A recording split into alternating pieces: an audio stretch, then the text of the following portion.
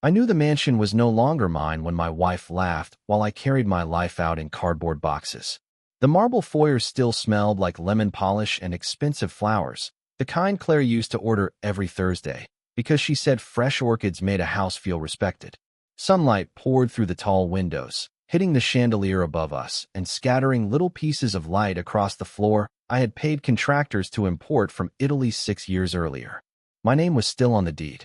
My money had built the wine cellar, the heated driveway, the custom kitchen, the pool house, and the ridiculous circular staircase Claire insisted made the place feel like something out of a magazine.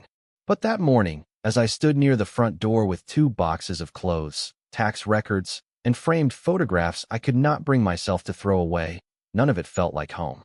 It felt like a museum exhibit about a man who had mistaken success for security. Claire leaned against the entryway column in a white sweater and tailored pants, holding a coffee cup like she had come downstairs to watch movers, not the end of a marriage. Her hair was perfect. Her smile was worse. Beside her, Brandon Vale stood with one hand in his pocket, wearing the kind of casual confidence that only looks effortless when someone else paid for the room. He did not live there yet, not officially, but his jacket was already hanging over the back of one of my kitchen chairs, and that told me more than any confession could. Claire looked at the boxes in my hands, then at the old pickup idling outside under the portico. "So this is it," she said, her voice light enough to float. "From this place to that abandoned apartment on Maple Street." Brandon gave a small laugh, not loud, just enough to let me know he was comfortable borrowing her cruelty. I did not answer. I had learned over the past 3 months that some questions are not looking for answers. They are just little stages people build so they can perform above you. The divorce papers had been signed the week before. Claire kept the mansion temporarily while the settlement moved through final review because her attorney argued she needed continuity. That was the word they used. Continuity. Not the truth, which was that she wanted to enjoy the house long enough for everyone to believe she had won it. I had agreed to move out first because I was tired. Tired of courtrooms. Tired of polished lies. Tired of hearing her explain the affair as emotional confusion, while Brandon sat 3 rows behind her pretending not to enjoy the view. The apartment on Maple Street was not abandoned, not technically. It was an old brick building my father bought decades ago, a place with cracked steps, weak heat, and windows that rattled when freight trains passed at night. Claire thought I was moving there because I had no options. She did not know the building was the first piece of a plan I had kept quiet since before she filed. "Michael," she said, drawing out my name like she was tasting pity. "You do realize people are going to talk." I shifted the boxes against my chest. They were heavier than they looked. Or maybe memories just weigh more when they are packed badly. "Let them," I said. Her smile flickered. Only for a second. She preferred me defensive. Apologetic. Wounded in a way she could frame.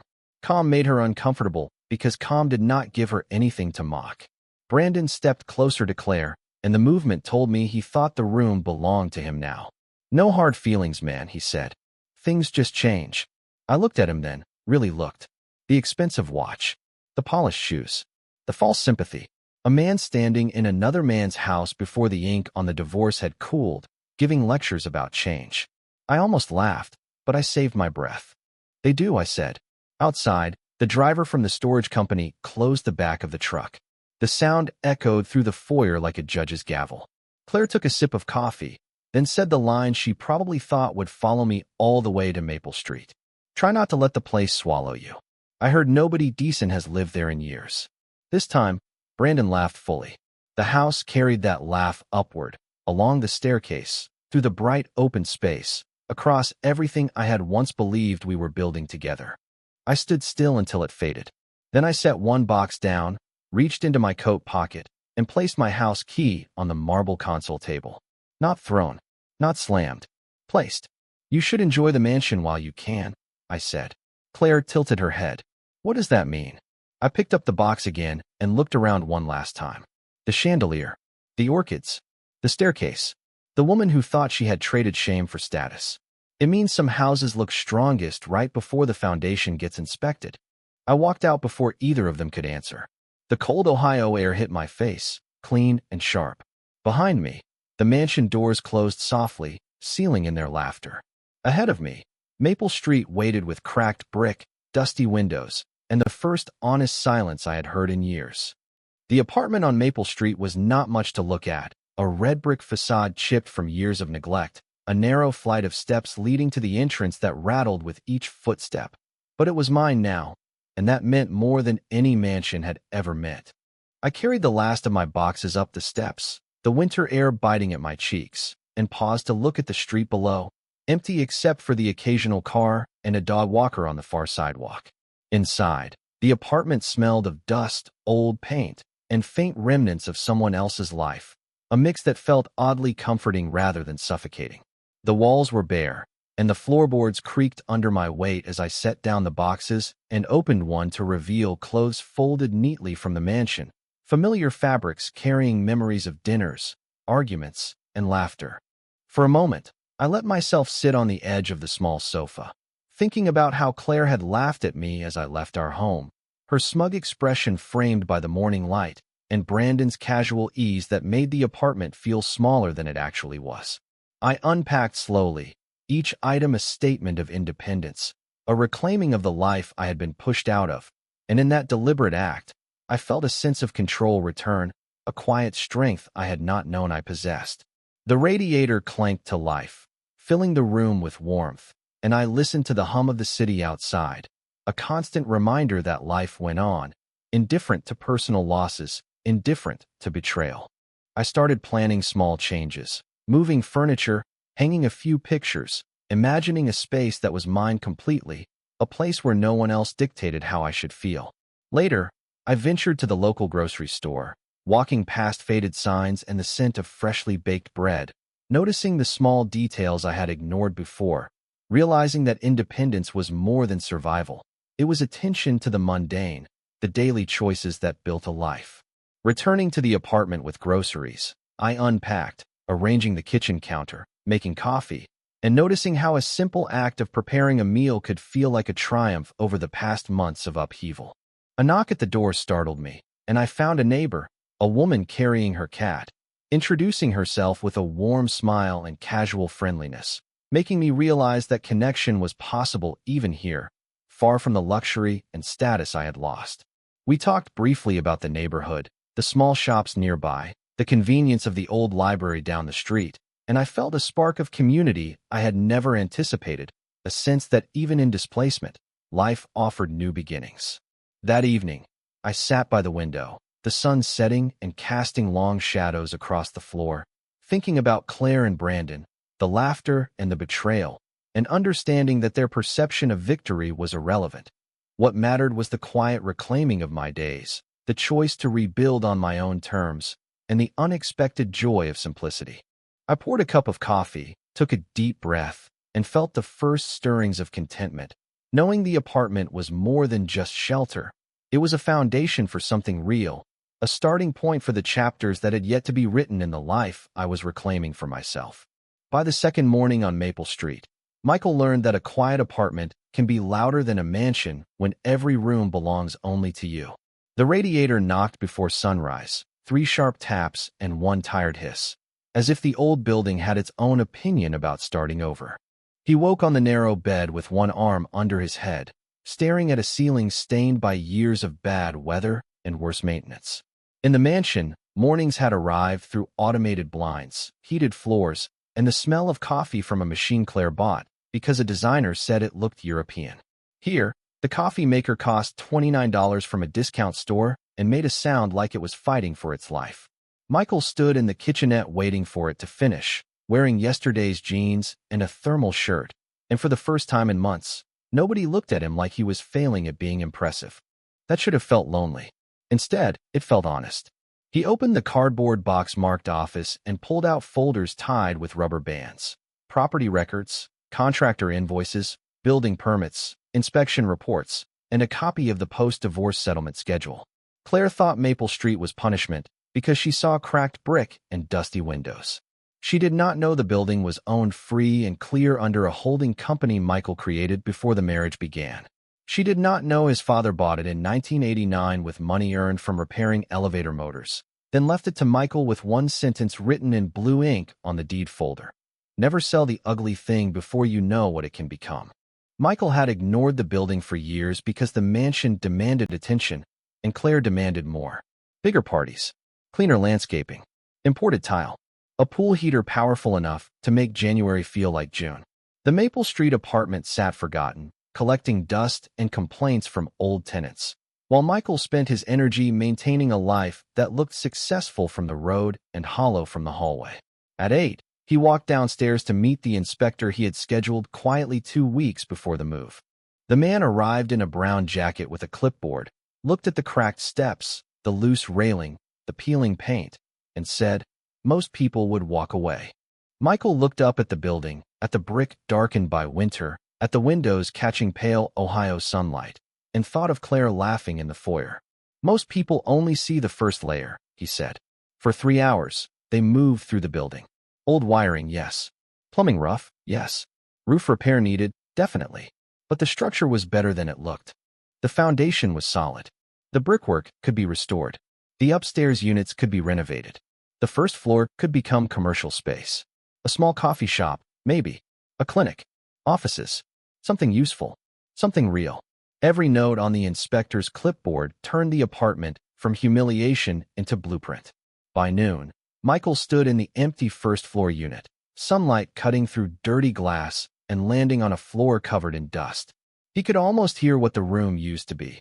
Families above, a corner store below, people walking in with snow on their boots and ordinary hopes in their pockets. The building had not been abandoned. It had been waiting for someone to stop being ashamed of it. His phone buzzed. Claire. He watched her name glow on the screen, then fade. A text followed. "Brandon said the apartment looks worse than we remembered. Are you okay over there?" Michael read it once and set the phone in his pocket. The message was not concern. It was inspection by ridicule. Another little window she opened so she could look down through it. He climbed back to his apartment, made a sandwich with grocery store turkey and mustard, and sat by the window overlooking Maple Street. A woman pushed a stroller past the library. A delivery truck stopped at the bakery. The neighbor from the night before waved from the sidewalk, her cat tucked under one arm like a spoiled little prince. Life moved here without asking permission from rich people. That made him smile. At 3, he called a contractor named Lewis Grant, a man his father once trusted, and asked for a full renovation estimate. Lewis remembered the building immediately. "Your dad always said that place had bones," he said. Michael looked at the cracked wall across from him. He was right. After the call, Michael opened his laptop and began drafting the redevelopment plan he had avoided for years. Maple Street Restoration Project. Mixed-use residential. Local vendors. Historic tax credit review. Affordable upper-floor units. He typed until the sky went purple and the streetlights flickered on one by one. The apartment was still cold near the windows. The floor still creaked. The walls still needed paint. But the shame Claire expected him to feel had nowhere to sit. By night, Michael understood the first truth of his new life. Some people laugh when they see you move into ruins because they do not realize you know how to rebuild. Michael woke to the sound of wind rattling the old window frames, a stark contrast to the quiet mornings of the mansion. Sunlight cut across the room in sharp angles, highlighting the dust on the floor and the peeling paint on the walls, yet he felt a calm he had not known in years. He moved through the apartment, each step echoing lightly, and began unpacking boxes filled with personal belongings and items long forgotten, each object a reminder of the life he had left behind, and each one a spark of possibility for what lay ahead. By mid-morning, he had set up a small workspace near the window, arranging folders, a laptop, and a few pens, ready to begin the process of rebuilding not just the apartment, but his confidence and independence. Outside, the street was alive with the usual sounds of city life. Neighbors walking dogs, children playing, a delivery truck stopping at a corner store, reminding him that life moved forward regardless of his circumstances. At 11, a knock came at the door. It was Lewis Grant, the contractor, a familiar face from his father's business, who had agreed to assess the building for potential renovations. They walked together through each floor, discussing possibilities and limitations, and Michael felt a renewed sense of direction as he listened to Lewis outline practical steps for transforming the neglected space into something functional and inviting. The conversation shifted naturally from structural repairs to aesthetic decisions, from what colors would brighten the space to how to arrange units for maximum utility. And Michael found himself imagining the first floor as a community space, perhaps a small cafe or gallery, a place where local residents could gather and share experiences. A stark contrast to the mansion where appearances had always mattered more than substance. After the walkthrough, Michael sat alone on the steps outside the building, the late morning sun warming his face, and allowed himself to feel the freedom of self-reliance. He realized that moving into this apartment, though initially a step down in comfort, had been a step up in understanding what truly mattered: autonomy, responsibility, and the potential to shape his environment on his own terms. His phone buzzed with messages from old acquaintances checking in, and he responded selectively, realizing that the connections worth nurturing were those that supported growth and honesty rather than superficial approval.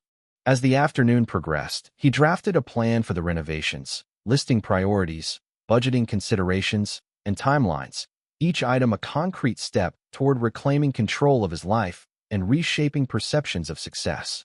He paused occasionally to look out the window, observing the rhythm of the neighborhood, feeling both the weight of solitude and the excitement of opportunity, understanding that this period of quiet would allow for reflection and planning in ways the mansion never had. By evening, the apartment, still modest and imperfect, felt like a foundation rather than a limitation, a place where Michael could begin anew. And as he prepared a simple dinner and listened to the sounds of the city outside, he recognized the first true sense of home since the divorce, a home defined not by grandeur, but by purpose and potential. Michael awoke to the sound of a soft rain tapping against the apartment window, a stark contrast to the constant hum of the city outside. He sat up on the modest bed, stretching and taking a moment to appreciate the quiet solitude that had become his refuge since leaving the mansion, the space small but filled with the potential of new beginnings. Breakfast was a simple affair, coffee brewing in the corner while he organized paperwork on the small dining table, reviewing emails from potential clients and collaborators for his freelance work, realizing that despite the challenges of starting over, there was freedom in making his own schedule and decisions. By late morning, he stepped outside to meet a neighbor, a retired architect named Helen, who had noticed his renovation plans and offered friendly advice on sourcing materials and connecting with reliable contractors. Their conversation flowed easily, providing not only practical tips, but also the kind of human connection he had missed amidst the formalities of his previous life. And Michael felt a spark of optimism that perhaps this new chapter could be both productive and fulfilling. Returning to the apartment, he began sorting through old files and personal items, discarding those that no longer served him and organizing the rest, each decision a small act of reclaiming control over his life and space, a process that felt surprisingly therapeutic as he visualized how the apartment could evolve into a functional and welcoming environment. Around midday, he received a call from his former colleague, offering encouragement and checking on his progress, reminding Michael that support could come from unexpected places and that maintaining connections did not require dwelling on past grievances, but rather focusing on mutual respect and growth. Inspired, he drafted a schedule for the week, balancing renovation tasks with work projects, and even carved out time for reflection and creative thinking. In the afternoon, he visited a local hardware store to purchase supplies, walking through aisles and selecting items with care, appreciating the tactile engagement of planning and executing tangible improvements. And he allowed himself to imagine small personal touches that would make the apartment feel like home, from shelving arrangements to lighting choices that would brighten the often dim interior.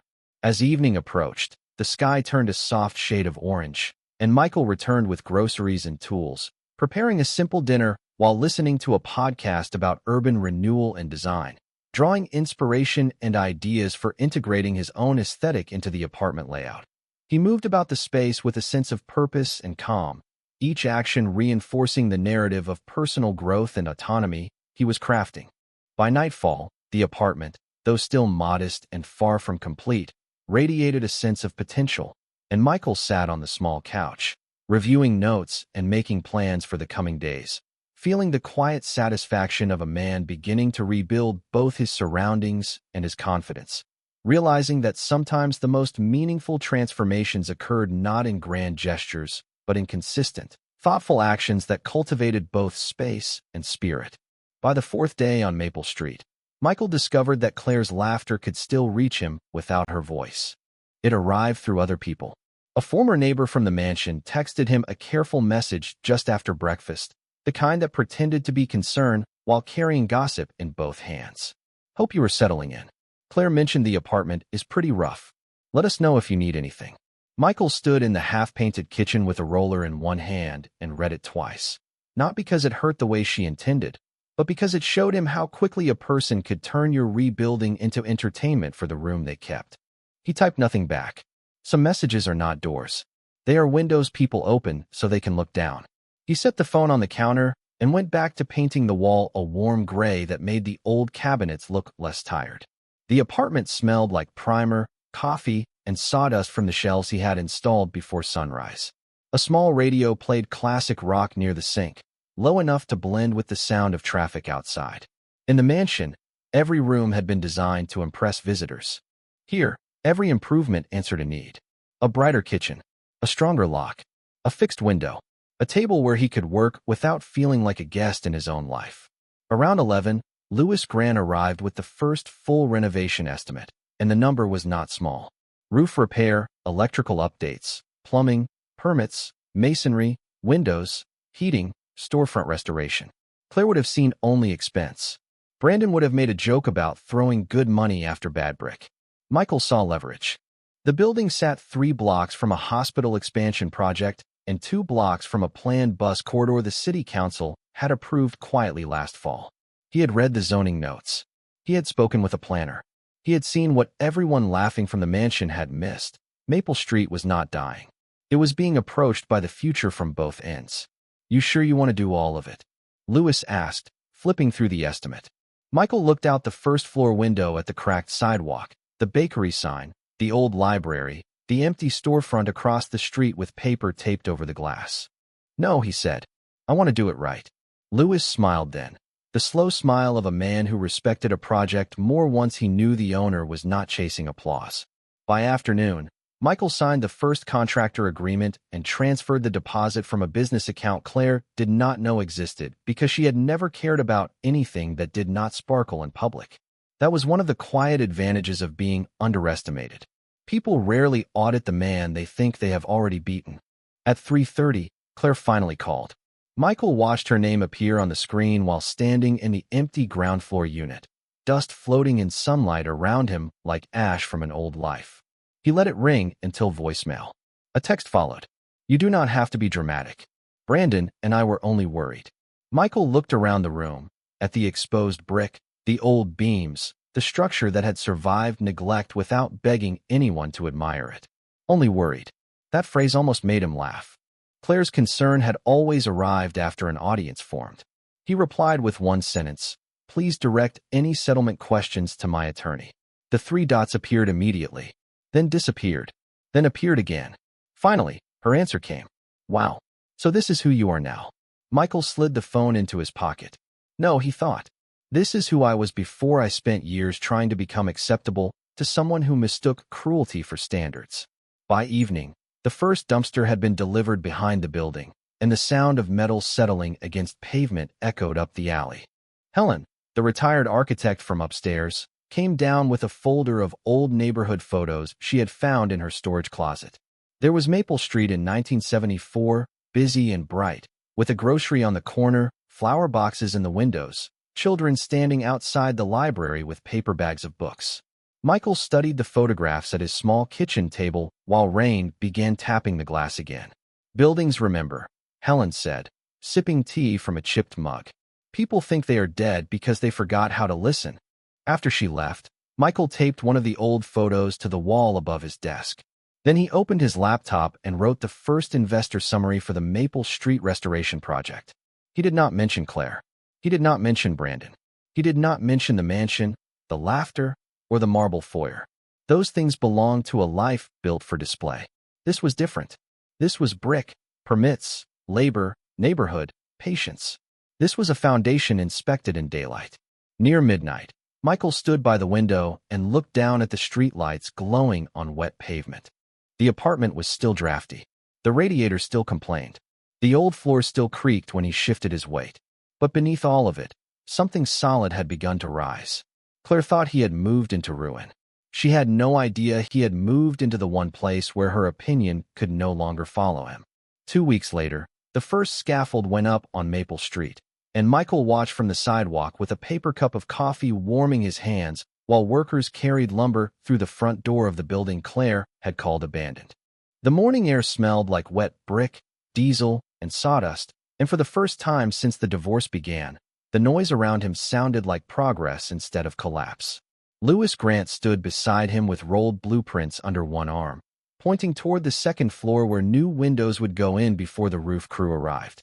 Once the front is cleaned and the masonry is repaired, people are going to start asking questions, Lewis said. Michael looked across the street at the bakery owner sweeping the sidewalk, at Helen waving from the upstairs landing, at the old library doors opening for the morning crowd. Let them ask, he said. Questions were different from laughter. Questions meant people had started to see possibility. By noon, the first city inspector arrived, a serious woman with a clipboard and boots that clicked against the concrete as she moved through the ground floor unit. Michael expected problems. He welcomed them. Problems were honest if you listened early enough. She pointed out electrical concerns, exit requirements, accessibility updates, and a plumbing issue near the back wall, and Michael wrote every note down without flinching. The mansion had taught him how expensive appearances could be. Maple Street was teaching him how valuable structure was. Around 2, while he was standing near the front window reviewing permit notes, his phone buzzed with a message from his attorney. Settlement review accelerated. Claire's counsel asking for updated asset disclosures. Michael read it once, then slipped the phone back into his pocket. There it was, the other foundation inspection. Claire had laughed when he left with boxes because she thought the visible house was the victory. She did not understand that the final settlement had not finished tracing ownership, business accounts, deferred liabilities, and the real cost of maintaining the mansion she wanted to display. At 3:30, a black sedan pulled to the curb outside. Brandon stepped out first, wearing sunglasses even though the sky had gone cloudy. Claire followed, wrapped in a camel coat, her face arranged into the kind of concern that worked better when there were witnesses. Michael stayed inside near the open doorway. He did not walk out to meet them. He had learned not to cross a room just because someone expected him to perform pain. Claire looked up at the scaffolding, then at the workers carrying drywall. Her eyes moved quickly, calculating what she had not been told. "You are renovating this place?" she asked. Michael nodded. "That is usually what scaffolding means." Brandon gave a small laugh, but it had no room to spread. The men working behind Michael did not join in. The street did not join in. Maple Street was not the marble foyer. "I thought you moved here because you had to," Claire said. "You thought a lot of things," Michael answered. Her jaw tightened. "My attorney says your side is delaying the settlement with some new disclosures." "Not delaying," Michael said. "Clarifying." Brandon stepped closer, trying to borrow authority from height and expensive shoes. "Come on, Michael. You already lost the house. Do you really need to make this complicated?" Michael looked at him with the same calm he had carried out of the mansion. "I did not lose the house. I stopped funding a performance inside it." Claire's face changed. Not dramatically, just enough. The sentence had landed somewhere the laughter could not protect. Michael reached into his jacket and removed a folded copy of the maintenance projections his attorney had sent that morning. "The mansion has a balloon payment tied to the renovation loan, 2 pending contractor claims, and property taxes due next quarter. Your attorney knows that now. So does mine." Claire stared at the paper without taking it. Brandon looked at her. That look told Michael more than any argument could have. Brandon had admired the mansion. He had not studied the bills underneath it. "You never told me," Claire said quietly. Michael almost smiled. "You never asked what it cost to keep beautiful things from falling apart." Behind him, a worker switched on a saw, and the sharp sound filled the room for a second, clean and practical. Claire glanced past him at the exposed brick, the new framing, the blueprints taped to the wall. For the first time, she did not look amused. She looked uncertain. That was the real turning point. Not revenge. Not humiliation. Uncertainty. The first crack in a story she had told too confidently. Michael folded the paper again and placed it back in his pocket. "Please send future questions through the attorneys." Claire's eyes flicked to the scaffolding once more. "What is this place going to be?" Michael looked up at the old beams, the fresh lumber, the dust shining in afternoon light. "Something useful," he said.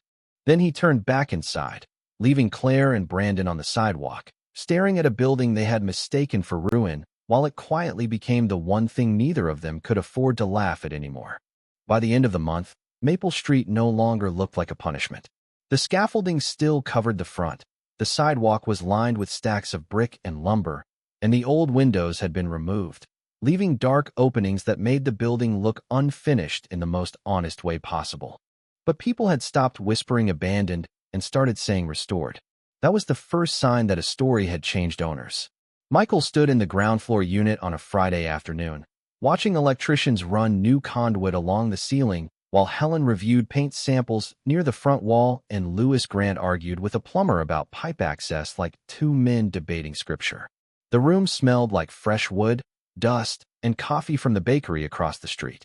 A month earlier, Michael had carried boxes into this place while Claire laughed at the idea of him being swallowed by it. Now the building had become louder than her opinion. At 2:15, his attorney called. Michael stepped into the alley behind the building, where sunlight fell across the dumpster and the air carried the sharp smell of cut metal. "The settlement language is changing," she said. "Claire's counsel is trying to shift responsibility for the mansion's carrying costs." Michael looked toward the roofline of Maple Street, where workers moved carefully against the sky, because they finally read the loan documents. That appears to be the case. The mansion is expensive to keep, and the equity is not as clean as she assumed. Michael closed his eyes for a moment, not out of satisfaction, but recognition. Claire had not wanted the mansion because it was wise. She wanted it because it looked like victory from the driveway. Brandon had wanted it because it made him look like the kind of man who belonged beside it. Neither of them had loved the weight of it. They had loved the photograph. "What do you need from me?" Michael asked. "Nothing today. Keep records. Continue no direct contact." After the call, he stood in the alley until his breathing steadied. He did not want Claire ruined. That surprised him sometimes. He wanted truth to arrive with enough daylight that nobody could keep mistaking marble for strength. Inside, Louis waved him over to the front window. "You should see this." Across the street, a small crowd had gathered near the library steps where a city planner was pointing toward Maple Street on a printed redevelopment map. The proposed bus corridor, the hospital expansion, the storefront improvement grants, all of it was starting to move from meeting notes into public knowledge. Michael watched people look at his building differently. Not with pity, not with amusement, with interest. By 4, a local coffee roaster asked about leasing the first floor once renovations were complete. By 5, a nonprofit clinic wanted to discuss an upstairs office. By 6, Michael had 3 voicemails from people who suddenly understood what his father had written on that old deed folder. Never sell the ugly thing before you know what it can become. That evening, as workers packed up and the streetlights turned on, Claire appeared alone at the front door. No Brandon, no coffee cup, no smile sharpened for an audience. Just Claire in a black coat, looking smaller against the brick than she ever had beneath the mansion chandelier. Michael met her outside because the building was still under construction and some thresholds deserved respect. "I heard the mansion may have to be sold," she said. Her voice was quiet, stripped of performance. Michael did not answer right away. A truck passed behind her, splashing through a shallow puddle left from afternoon rain. "That is between you and your attorney," he said. She looked through the open doorway at the exposed brick, the new framing, the lights glowing inside. "You knew this place was worth something." "I knew it could be." Her eyes lifted to his. "And you let me laugh." The old Michael might have defended himself. He might have explained, pleaded, corrected the record in a way that made her forgiveness feel like a prize. This Michael simply stood with his hands in his coat pockets and let the truth remain uncomplicated. "You did not need my permission to show me who you were." Claire looked away first. For a moment, the only sound was a drill being loaded into a truck and Helen calling good night from the upstairs landing. "Brandon is not handling things well," Claire said. There it was, not a confession exactly, but the outline of one. Brandon had loved the lifestyle as long as it looked effortless. He had not signed up for tax bills, carrying costs, repair estimates, attorney letters, or the discovery that a mansion could be a beautiful liability. Michael felt no urge to ask for details. Some collapses do not need spectators. "I am sorry you are dealing with that," he said. Claire's mouth trembled, just once. "Are you?" He thought about the foyer, the boxes, the laughter, the house key placed on marble. Then he thought about Maple Street, the workers, the old photos, the future walking toward the building from both ends. "I am sorry for who we became," he said. "But I am not sorry I left." That sentence settled between them like a final inspection stamp. Claire nodded slowly, not because it comforted her, but because it was too steady to argue with. She looked once more at the building and whispered, "I thought you were moving down." Michael turned toward the doorway, where warm work lights filled the unfinished room. "No," he said. "I was moving back to the foundation." Then he stepped inside, leaving Claire on the sidewalk, facing the brick walls she had mocked and the mansion dream that had finally started sending bills. 6 months later, Maple Street opened on a cold Saturday morning with a brass plaque beside the front door, fresh black awnings over the windows, and the smell of roasted coffee drifting through the first-floor cafe before sunrise. Michael stood across the street near the old library steps with his hands in his coat pockets, watching people walk into a building that had once been called abandoned by the woman who thought marble meant victory. The brick had been cleaned, but not erased. The old beams had been reinforced, but left visible. Helen's historical photos hung along the hallway. The nonprofit clinic had taken the second-floor corner office, and the upstairs apartments were filled with tenants who called the place beautiful without knowing how many nights Michael had sat alone under a rattling window wondering if beauty could be rebuilt from humiliation.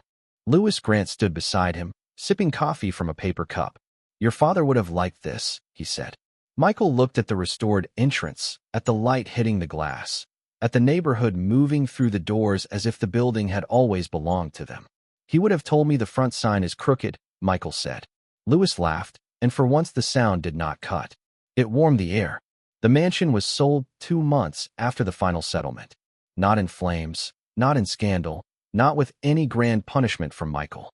It simply became what it had always been beneath the flowers and chandelier, an expensive structure with bills attached. Claire moved into a rented townhouse on the north side of Columbus after Brandon left for what he called a better opportunity in Chicago. Michael heard that through attorneys, then through silence. He did not chase the details. He no longer needed proof that the people who loved status often run when status starts asking for payment. One afternoon, Claire sent him a message that said, "I understand now that I laughed at the wrong thing." Michael read it while standing in the renovated apartment above the cafe, where the radiator no longer complained. The windows held steady against the wind, and the small kitchen looked out over a street that had learned to breathe again. He did not answer immediately, not because he hated her. Hate would have kept him tied to the marble foyer forever. He waited until evening, then wrote back, "I hope you build something honest." That was all. No invitation. No punishment. No door left half open for nostalgia to sneak through. Some endings do not need revenge. They need locks changed, walls repaired, and a man finally understanding that peace is not what remains after you win. Peace is what you build after you stop living for people who measure you by where you sleep. On opening night, Michael stood inside the cafe as neighbors, contractors, city planners, and old tenants filled the room with conversation. Helen brought her cat in a ridiculous little carrier and insisted the building needed a mascot. Lewis pointed out 3 things he still wanted to adjust. The coffee roaster asked Michael to say a few words, but he kept it simple. He thanked the workers, the neighbors, his father, and the street itself. He did not mention Claire. He did not mention Brandon. He did not mention the laughter that had followed him out of the mansion because that laughter had become too small for the room he was standing in. Later, when the crowd thinned and the lights reflected softly on the new windows, Michael walked upstairs to the apartment that was no longer dusty, no longer cold, no longer a symbol of defeat. He set his keys on the table, opened one window just enough to hear the city, and looked down at Maple Street glowing under the lamps. The building had not swallowed him. It had given him back to himself. And maybe that is the lesson hidden inside every ruined place and every broken season. Sometimes people laugh when they think you are moving down, because they cannot recognize a foundation when it does not come wrapped in luxury. So what do you think? Was Michael right to leave quietly and rebuild without trying to publicly shame Claire? Or should he have exposed the truth sooner? Have you ever seen someone mistake appearance for value and only realize the truth after the foundation was gone? If stories like this remind you that dignity, patience, and quiet rebuilding can be stronger than revenge, stay with this channel, because some lessons are easier to hear in a story than to learn after the house you trusted turns into a stage for someone else's laughter.